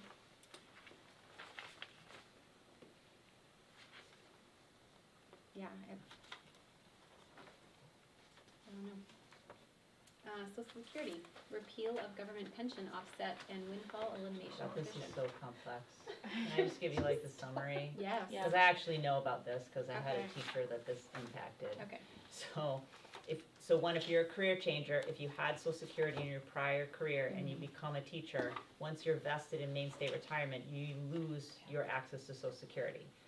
This actually impacted a teacher that I hired who moved in from out of state. Her husband had died, so she was receiving his Social Security, and she got very close to being vested in Maine State Retirement. realized she was gonna lose that social security. She was no longer gonna be able to take it, so she quit, so that she would still get the benefit of her husband's social security. So like, it is a weird, I don't know why they do it, but yeah, it's bad, it's bad. And this So I is- think that flexibility of people changing careers, like moving into mainstay retirement, it becomes that people have to make a decision, like, I'm gonna walk away from social security and all the benefits that come with that. It's a pretty big deal for some people. It's completely offensive, it's their Yeah. money. Agreed. It's their money. The Agreed. government took it, Agreed. it's theirs. And it's especially interesting if you put it in, beside that other one that we read about, allowing people from different sectors of, you know, their walks of life to come into teaching. And so, okay, I Except you have have to this, live with the penalty. I have this pension, I have social security, and now I'm gonna become a teacher, so I have to do state retirement, and that does not go together. Agreed. It's a mess. Not for our OTPT and speech people either. So just that I'm clear, are people good for the subsidized meals? All right. Thank you for that summary, I appreciate that. Yeah, I was like, please don't read it. It's really, Just tell me really to stop. complicated. I would have stopped long ago. No, that was the one that was, I was like, not worth you reading, because it was too Thank you, complicated. Anthony, for doing that and being resolved. I appreciate it. Want you all to know, I'm taking one for the team. Hey, Noted. I had my turn. Put it in the minutes. I think you'll Do actually that. find it really interesting. Yeah, I volunteered, so yeah. Yeah. I'm happy to do it, actually. Moving on to 8.4, approval of donation for 70 earbuds to Tripp Middle School's gifted and talented program. Do we have a motion? Yes. Second? Sure, all around. Do we want to Krista. vote? Can I ask a question? Maybe I'll have an answer. Go for it. How much is or how much is this costing and what is the replacement cost? But it's a donation, it's all It's a free, donation, yeah. 100%. Yeah, I'm trying to find it. It was the Yeah, Indian donation here. $30 a pair. So let's take Who's break. donating them? C. Richards Leather. And what are they gonna be used for? They're going to be used for the gifted and talented, the students in the gifted and talented programming at TMS. And the earbuds are compatible with school devices, and the technology department is prepared to sync them so that they can be utilized.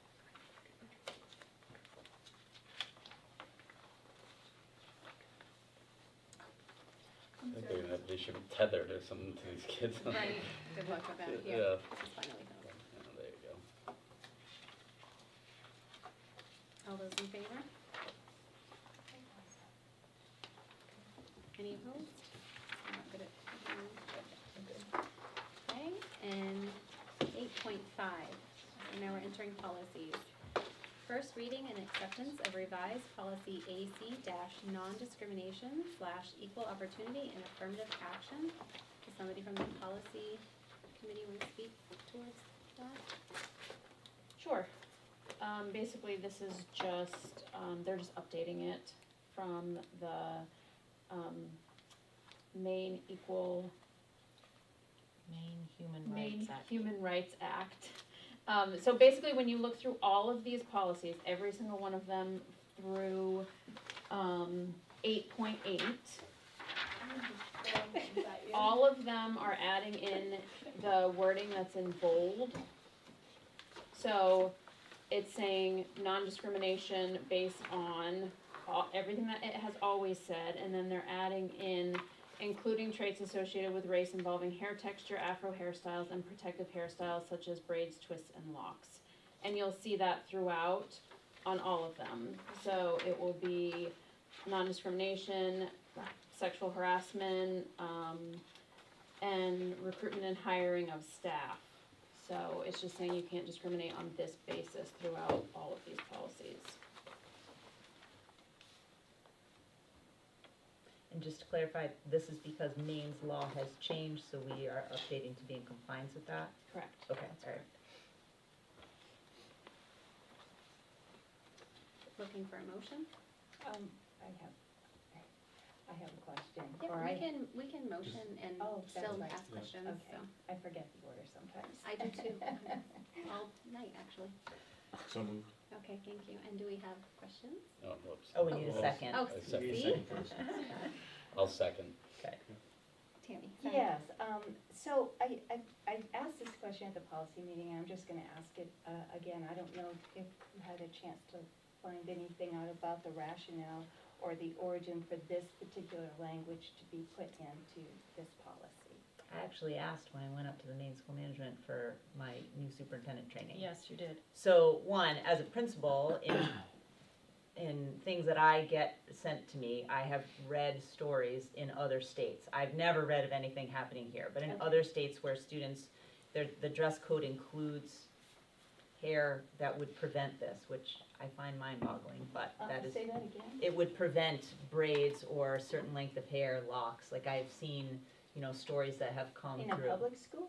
Yeah, Okay, yeah. okay. I know, mind-boggling. So apparently this was a law. This update was circulated to state legislatures. It was adopted in 18 states in the country. I see. That's what I have. And Maine adopted it. And Maine was one of the 18. Okay.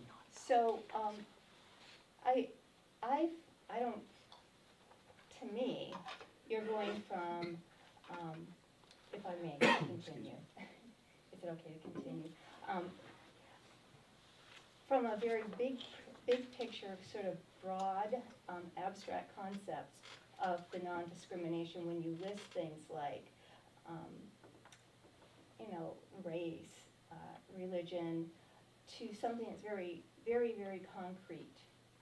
Okay, so I feel like that I haven't a problem with the language, especially if you were to combine it with maybe the procedural aspect, but it just doesn't, to me, it just doesn't seem to fit our role of having a broad policy. To me, this is very specific, and it's leaving out so many other possible things that could be listed that could be, I don't know, that could be discriminatory. So, I'm just wondering, I understand that this came from the legislature. I just am not sure that it needs to be where it is. I don't know that it needs, I'm having a hard time explaining myself because I'm tired, but I really thought that it's so specific. And when you go from something that is broad to this, to include traits, and I don't know if, I just feel like it doesn't fit when I read it as. It all has to do with hair. Right, and there are so many other things that could have been included. So it being so specific to me means, are we going to make a list of all things specifically that could be discriminated against? I have all the confidence that our administrators can determine that. And maybe when it comes to procedures, if you were to say examples including things as, because we wouldn't want it to be discriminated against. I just don't, for me, it's a disconnect. I don't. So Tammy, these are the samples that were provided to us by Drummond and Woodsum, and they asked that for these mandatory policies, that this specific language be put in there as a result of the change in the law in the Maine Human Rights Act. Okay, all right. And not having this specific language sets us up for liability, correct? Potentially. Right. Potentially, but. you Sure, said- because everything is potential. Liability, Right. it's always like, oh, a kid could slip. I mean, it's always potential, right? So I think. It's just weird, yeah, I mean, like there's nothing about glasses or braces or earrings or anything, it's like, where does it? Can I? Yeah, go ahead. It's not about everything that could be discriminated against. Right. They're talking about race specifically, like race traits. That's what they're expanding upon. And so, so braces obviously aren't Well, an you issue of race. use the word race, so then it's already been covered here. No, but that's what they're saying. They're saying race, and then they're putting specific examples of what race includes, as opposed to, Yeah, as opposed to listing out all the different things that could be discriminated against. They're kind of expanding upon what race means, and that Right. that hairstyle can be a form of racial discrimination, because different races have different types of hair. Yeah. Yes, and it can be, and I just don't understand why it has to be in there, because it's already there. Does anybody else have a comment? Yeah, I mean, it seems to me that we don't have a choice, really. I think to not include this, to conform to the wording that the legislature has laid down is fraught. Whether or not we like it personally, that's, I think, up to us, if you don't like it, to take it up with our legislators. But this is what they have said. This is the law. So all that we're doing is complying with the law, which is, I think that's our job, to make sure that the schools are complying with the law. And to make policy as informative as it can be. So, I agree with what Anthony said, and God, you guys are good. Like, I'm like, okay. Nice to have a diverse board. It's good to have lots of voices. Are you guys ready to vote? So we have a motion, and we have a second. All those in favor? Opposed? And that's just first reading, so it will come back for full adoption at the next meeting, okay. And so, that motion was for 8.5. I'm going to put 8.6, 8.7, and 8.8 together for the next ones. The Look at language her was all the going same. If I had realized. That is out of I would have done it. Over here. Right. So, Oh, jeez. well, it sounds like from what our curriculum Oh, well, policy yeah. presentation was, that the only change was that language added again, so. Motion to There- accept I first reading. I do wanna clarify, just in case somebody goes through and looks. You will see strike-throughs in some of these, but these are just to update, that like the officers changed and it's updating that, so I'm not lying to you. There are strike-throughs that I didn't mention, but, they're just updates, Names, names, yes, people in the district. yes, correct. Is anyone allowed to motion? Oh, see, forgot again. Would anybody like to make that motion? Anthony? So moved. I'll second. All those in favor? Any opposed?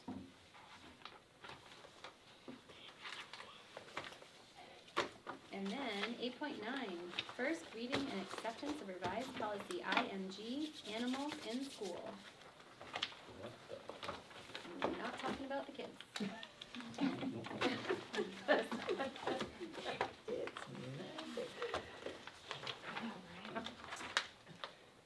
Well, there's a lot of strikeouts then. I'm gonna leave this up to, Thank Dr. you. Bayless. Teresa? So the reason that there are all strike-throughs is because the one that, we are bringing forward tonight, the MSMA sample policy is much more, specific. And after meeting with Dave Coburn, our Facilities and Transportation Director, and actually one of the principals where there are, pets in the school, met with us, and, the committee reviewed this, so that's why all the strikeouts, and that's why everything's in bold after So it. the whole thing's been replaced. The whole, we're asking to Proposing. replace because otherwise it gets too confusing to you as the reader to see strikeout bold, it would be everything, so we do that occasionally. Are you able to give us a synopsis of the changes?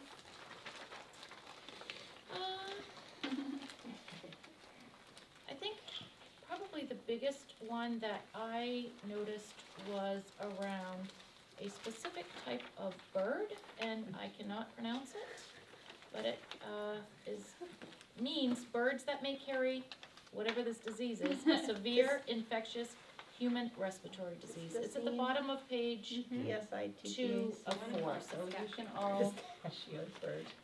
you can all make up what you're called. I think also the Jill's pieces got it. in here about if a student is injured at school, Also, it looks at how the animals are treated when they're in school and is specific around that. And this policy does not it does not apply to the presence of service animals. Anthony. So, item F, we were supposed to add or venomous after I poisonous. just noticed that, Yeah, so, me too. we did have, it was wild, exotic, aggressive, venomous, or poisonous, correct? That was the order that was suggested? Okay. Well, it doesn't, poisonous or venomous or poisonous, it doesn't matter, but Okay. they're separate. Either Yep. one. We're gonna put We both don't in. want We don't want them, we're gonna put both in, and There's a caveat. Kids love them. can the board vote to approve it with that one wording change, and then when it comes next As long as time? the motion says that, Okay. with the addition of the word venomous in F. Who would like to make that motion? I Oh, will. Me? And then I think you have to say with the addition of, With the addition of the word venomous. a second, You get a second. Kyle. All those in favor? Any opposed? Okay. We are at 8.10, which is other. Is there any other?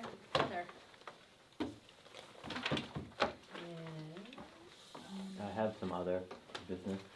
Is that, okay? You can decide if you wanna take public comment at 9:30. I don't wanna do a 3-minute timer, so Oh, no, I it's don't. 9:30. Thanks, No. Jimmy. Alright. No, I mean, Oh, if you can be okay. I just was interested to see what the board's stance is on some of these books that we have. So I don't know if you guys could do a motion to where like you guys could look at that and get back to the public or a taxpayer like myself on that. I So tried know to we talk.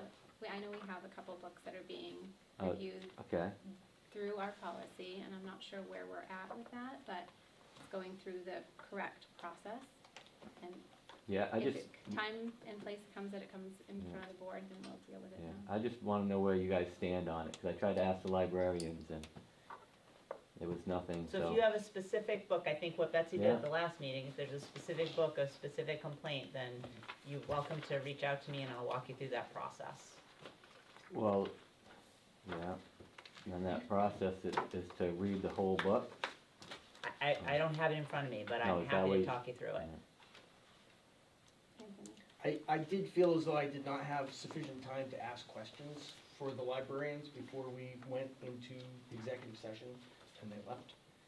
So I would be happy to revisit that, to ask specific questions about their choice of books that are known to be problematic. And is that appropriate for a one-on-one versus a Well, I was just full gonna, board if you meeting? wanted to, I mean, I can, if you wanna send me a couple questions, I can ask them and then share their answers at the next meeting when I report out. If you wanna send me a couple questions for them to respond to. I'd that be would happy to. Okay, all right, we'll do that. So it is 9:33, it's past our bedtime by 3 minutes. Motion to adjourn? Second. Second, all in favor?